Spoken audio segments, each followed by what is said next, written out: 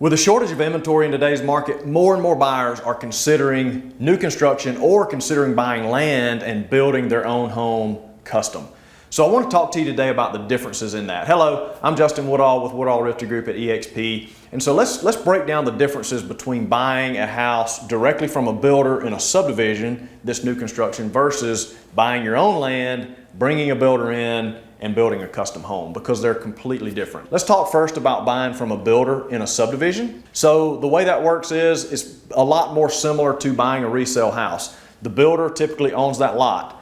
He's building a spec house. He or she is building a spec house, or they have a plan that they plan to put on that house, and they already kind of have their budget. They know the materials they're going to use within certain parameters. You're buying a house probably pretty similar to the other houses in that subdivision. If it's all brick, you're probably going to have a brick house. If it's siding, you're probably going to have siding. And it's going to somewhat flow, the finishes, and it's going to be somewhat very similar to the other houses in that subdivision. So you kind of know what you're going to get. The builder will have some loose parameters as far as, you know, certain floor selections you can choose that are within the budget, cabinets that you can choose within the budget. But typically the builder will have selections that you can make from their pre-approved list.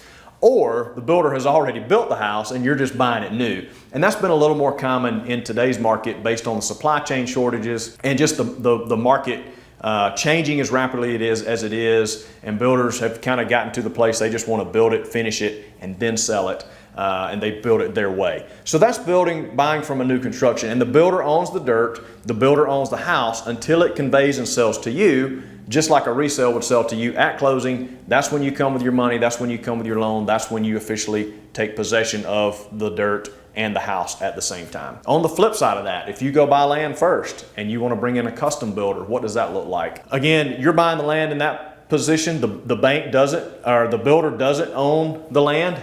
You own the land, and then it's your responsibility to go to the bank and get a construction loan. There are various different construction loan products out there, so you've got some options there. But the difference is you own the dirt, you're paying the builder a fee at that point to build your house. So sometimes the builder will give you a whole price and you just say, this is the house we're gonna build, here's the specs of everything, here's the cost, go build it. You know, and it makes it a little more similar to buying in a subdivision. But most of the time when you buy land, bring in a custom builder, the builder's gonna say, look, we can build it any way you want to. The possibilities are limitless, and we're just gonna do a cost plus. So they'll do a budget, and they'll basically, you'll have, you know, here's what everything cost, they'll add their fee, whatever their fee percentage is. It could be 10%, 15%, 20%, whatever their fee is, they're gonna add that to the cost. And so as you rock along, you know, you make selections, you may decide to upgrade your kitchen and spend an extra 50 grand. Well, the builder doesn't care, he'll go buy it, you're funding it,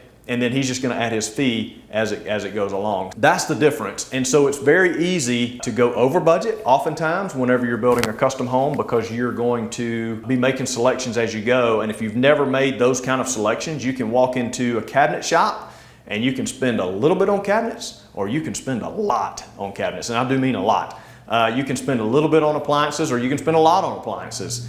Some of the other hard costs, the concrete's gonna be what it's gonna be, the lumber typically is gonna be what it's gonna be, so the builder can usually be pretty close on an estimate on those. But as far as the other items that you choose, that's gonna be up to what you select, which is why it makes it easier sometimes when you're buying straight from a subdivision builder to already kind of know this is the quality of what I can get for this price point. So it's a lot different buying your own land versus buying from a subdivision, but it can be done. People do it all the time, but you need to go into it with eyes wide open. You need to make sure you meet with, if you're buying land and building custom, you need to make sure you got a very detailed list and a very detailed estimate, and know how much that estimate may fluctuate, so that you don't get yourself into a bind. If you're looking at new construction, looking for land, we've got experience, we know builders, we can help you if you're looking in this area. So feel free to reach out to us, we're here for you.